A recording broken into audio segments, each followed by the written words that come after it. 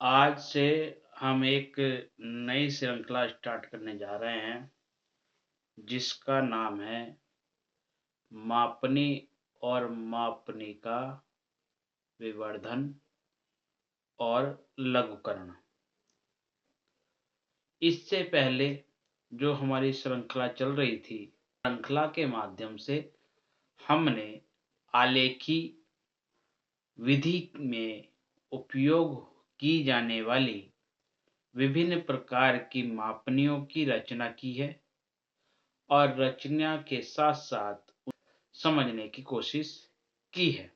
अध्याय में इस नई श्रृंखला के माध्यम से हम लोग मानचित्र को छोटा करना और मानचित्र को बड़ा करने की क्रियाओं को समझने की कोशिश करेंगे। मूल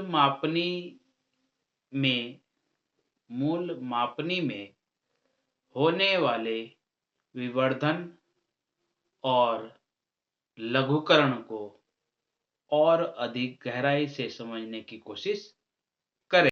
विभिन्न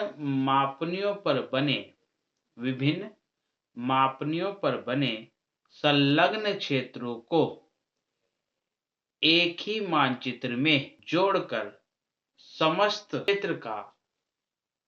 क्षेत्र का इच्छित मापनी पर इच्छित स्वेच्छा से जो बनाई गई इच्छित मापनी पर बनने वाला नया मानचित्र। मापनी का विवर्धन, इनलार्जमेंट और लघुकरण, रिड्यूस, दोनों को गहराई से समझेंगे और उनकी विधियों के माध्यम से उनकी रचना करने की प्रक्रिया को समझने की कोशिश करेंगे। किसी मूल मापनी पर बने मानचित्र बड़ा करने की तकनीक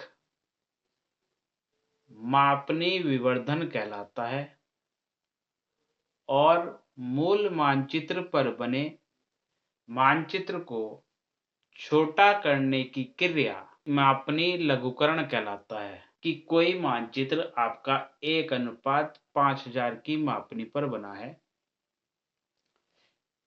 और उसे यदि हम 1:1000 की मापनी पर बना दें तो इस क्रिया में मापनी का परिवर्तन आया, उसे मापनी विवर्धन कहते हैं। और 1:5000 मापनी को 1:10000 की मापनी पर यदि हम परिवर्तित कर देते हैं तो यह मापनी लघुकरण क्रियाविधि के तहत आएगी।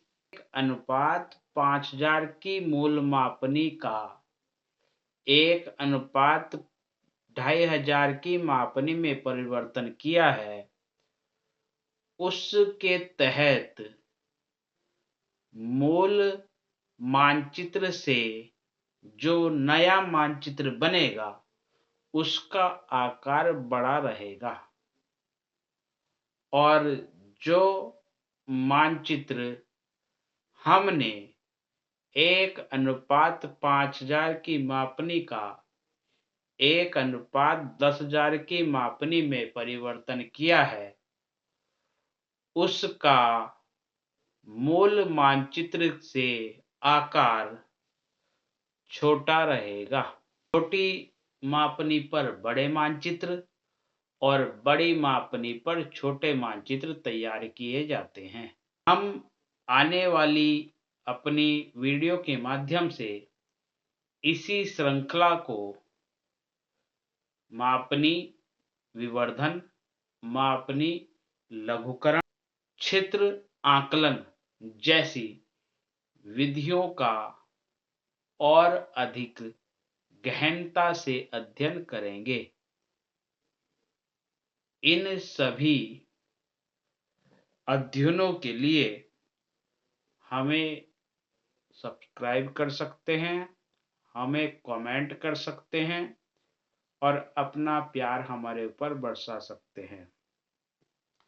आने वाली वीडियो में हम आपके सामने फिर से प्रस्तुत होंगे अपनी इसी श्रृंखला की किसी अन्य वीडियो को लेकर। तब तक के लिए हम आपसे विदा लेते हैं। धन्यवाद।